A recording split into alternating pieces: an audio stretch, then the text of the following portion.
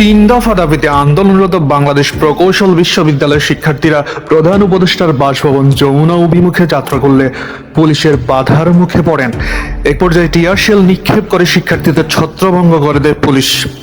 ঘটনাস্থলে দেখা গেছে শিক্ষার্থীরা ইন্টারকন্টিনেন্টালের সামনে ব্যারিকেড ভেঙে প্রধান উপদেষ্টার বাসভবনের উদ্দেশ্যে রওনা হলে মাঝপথে পুলিশ সাউন্ড গ্রেনেড ও টিয়ার শেল নিক্ষেপ করে।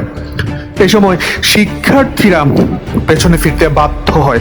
পরবর্তীতে আবার প্রধান উপদেষ্টার বাসভবনের উদ্দেশ্যে রওনা হলে পুলিশের পক্ষ থেকে সাউন্ড গ্রেনেড নিক্ষেপ চলমান থাকে।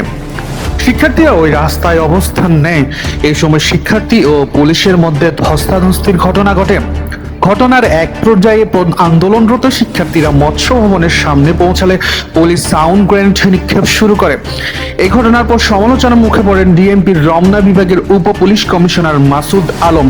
শিক্ষার্থীদের উপর টিয়ার শেল নিক্ষেপ প্রসঙ্গে সাংবাদিকদের তিনি জানান, প্রধান উপদেষ্টার নিরাপত্তা নিশ্চিত করতে না পারলে আমাদের চাকরি ছেড়ে দেওয়া উচিত।